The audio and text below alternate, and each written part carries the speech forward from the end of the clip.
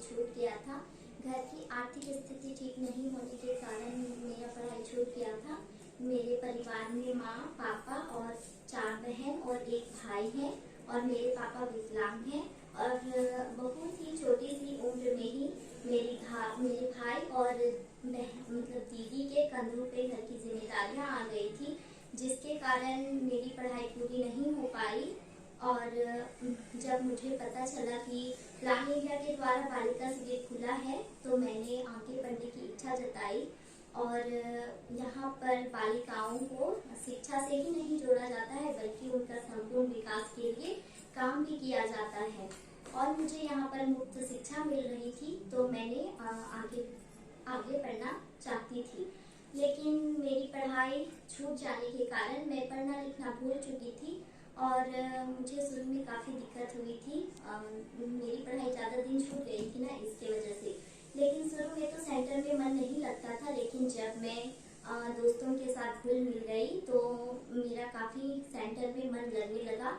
और हमारे सेंटर में पढ़ाई के साथ साथ कुछ गतिविधियां भी कराई जाती थी, जैसे कि फुटबॉल, बैडमिंटन और लूडो, डांस, पेंटिंग। तो इससे हमारे जीवन में काफ़ी बदलाव आया। और हमें अगर पढ़ाई के साथ साथ खेल होता है तो अच्छा लगता है। तो हमें सेंटर में काफ़ी मन लगा और हमारी जब हमें पढ़ाई में दिक्कत होती थी, कुछ समझ नहीं आता था तो हमें फ्लैश कार्ड के जरिए समझाया जाता था। और हमारी जो टीचर है वो हमें हर चीज़ करने के लिए प्रोत्साहित भी करती थी। इससे मेरा जीवन में काफ़ी बदलाव आया और मैं जिस रास्ते पे खड़ी थी उससे काफ़ी आगे बढ़ी। और मैं अपनी भावनाओं को किसी के साथ जब शेयर नहीं कर पाती थी तो हमारे सेंटर में सिर्फ प्रैक्टिस करवाया गया था, जो कि जीवन कौशल शिक्षा है। और इससे मुझे काफ़ी मदद मिली। और जब हमारे सेंटर में प्लान इंडिया के द्वारा कोई भी कार्यक्रम होता था तो मैं इसमें भाग लेती थी। इससे हमारा अपने आप पे आत्मविश्वास बढ़ता था। और जिला हिमरम है और गांव लोठे चुरचू। मेरा पढ़ाई 3 साल पहले छूट चुकी है क्योंकि उस समय लॉकडाउन भी था और हमको पढ़ाई का इतना कोई मायने नहीं था, इसलिए हम एग्जाम नहीं दे पाए। मेरा एग्जाम छूट होने के बाद हम घर में ही रहते थे, कभी बकरी चराने जाते थे और घर का ही काम करते थे। महुआ का टाइम में महुआ भी उठाते थे, सराय का टाइम में सराय भी उठाते थे।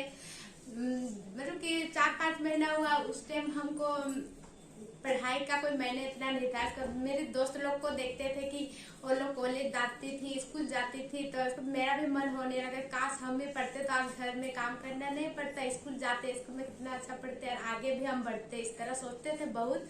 तो एक दिन एक लड़की बता रही थी कि हमारा गांव में एक बालिका शिविर खुल रहा है जिसमें जिस बच्ची का मतलब कि पढ़ाई छूट चुका है उन सभी को पढ़ाया जाएगा।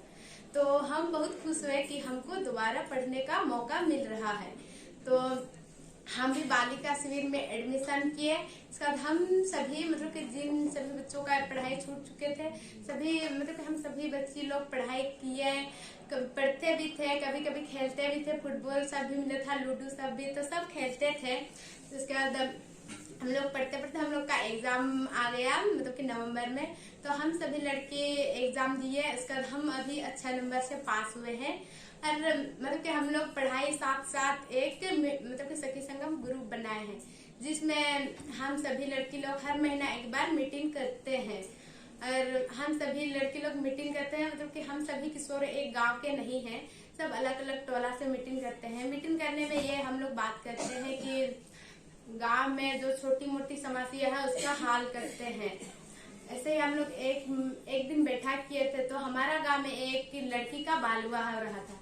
क्योंकि उसका एज कम था इसलिए हम सभी लड़की लोग सोचे कि इसका शादी हम लोग रोक देंगे, क्योंकि इसका एज नहीं हुआ है और एज होने के बाद तो ये करेगी ही।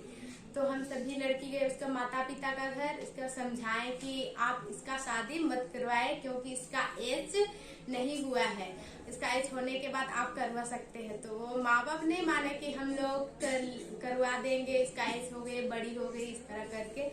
इसके बाद हम सभी किशोरी गए वार्ड के पास, तो उसको बताए कि हमारा गांव में ऐसे हो रहा है तो आप हम लोग का हेल्प कीजिए। तो वार्ड भी हम लोग का कोई सहायता नहीं किया। इसका सभी किशोरी गए मुखिया के पास, मुखिया को भी बताए कि हम लोग का गांव में ऐसे हो रहा है तो आप हेल्प कर दीजिए, क्योंकि लड़की का एज 18 नहीं हुआ है और 18 से पहले करने से उसका नुकसान हो सकता है, क्योंकि वो शारीरिक रूप से भी तैयार नहीं हुई है और मानसिक रूप से भी नहीं। अगर उसका शादी होगा तो माँ बनेगी तो माँ का भी नुकसान होगा और बच्चा का भी, इसलिए आप मतलब कि आप हम लोग का हेल्प कीजिए वैसे। तो मुखिया भी हम लोग का हेल्प नहीं किए, तो फिर सभी लड़की लोग सोचे कि चलो लड़की का माँ बाप को फिर से समझाते हैं। तो लड़की का घर फिर से आए हम सभी, लड़की का माँ बाप को फिर से समझाए कि आप मत करवाए, क्योंकि आपको अभी कोई अफसोस नहीं हो रहा है। अगर आप करवा देंगे तो बाद में आपको भी लगेगा कि क्यों करवाए इसका शादी, क्योंकि ये पूरी तरह से तैयार नहीं हुई है।